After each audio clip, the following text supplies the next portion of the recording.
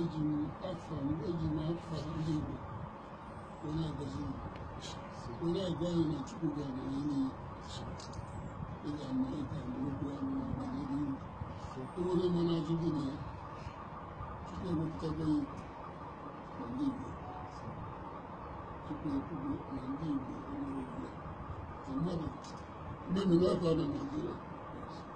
So that's not possible. Our generation may have failed, but a new generation under the leadership is coming up. So we're going to reach Igeji, we're doing the Igbo, the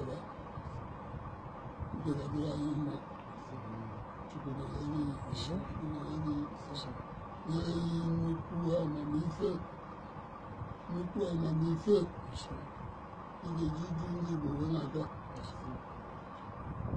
ibi na n'ime